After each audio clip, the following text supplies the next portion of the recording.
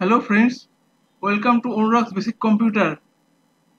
আজকে আমরা কম্পিউটারের ডজে মানে কমান্ড প্রম্পটে কীভাবে আমরা এখান থেকে সিস্টেম কনফিগারেশন মানে কম্পিউটারের কী কনফিগারেশন হয় সেটা দেখতে পারি। মানে আমার ল্যাপটপে কীভাবে কী কনফিগারেশন আছে সেটা আমি দেখতে পাবো, যে হার্ডওয়্যার কী আছে সেগুলো আমি সব দেখতে পাবো। তার জন্য কমান্ড প্রম্পট খোলা আছে আমার। খোলার পর সি ড্রাইভে, যেহেতু সবসময় ডিফল্ট কমান্ড প্রম্পট সি ড্রাইভে থাকে কমান্ড, ওই জন্য সি ড্রাইভ থেকে আমি লিখব system information, SYSTEM, system info, INFO, info info দেওয়ার পর এন্টার মারবো। এন্টার মারার পর একটু লোডিং হতে সময় লাগে।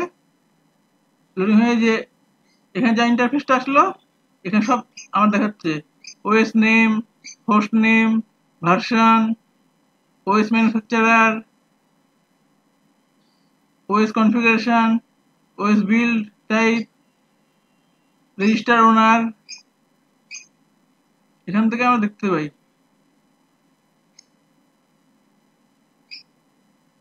তো ভিডিওটা ভালো লাগলে